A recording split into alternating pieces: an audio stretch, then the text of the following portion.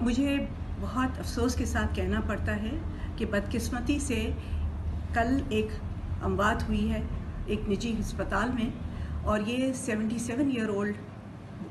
شخص تھا، اور جب اسے کرونا وائرس کا اٹیک ہوا ہے تو اس وجہ سے اس کی ڈیتھ کرونا وائرس کی وجہ سے اس کی ڈیتھ ہو گئی۔ اور یہ اسی وجہ سے ہم کہنا چاہتے ہیں کہ آپ اپنے جو بزرگ ہیں ان کا خیال رکھیں، ان کے قریب کم جائیں، تاکہ انہیں یہ وائرس اگر آپ کو ہے اور آپ کو اطلاع نہیں ہے کہ یہ وائرس آپ کے اندر موجود ہے تو ان کو یہ وائرس نہ لگے۔ میں یہ بھی اطلاع کرنا چاہتی ہوں کہ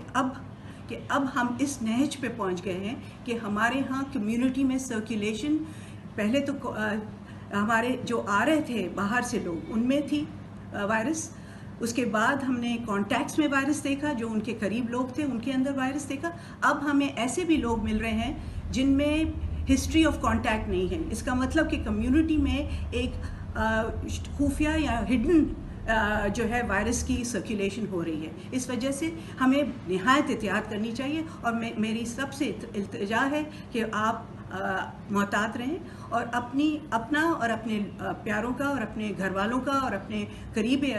عزیزوں کا سب کا خیال رکھیں، اور سوشل ڈسٹینسنگ کریں۔ Thank you.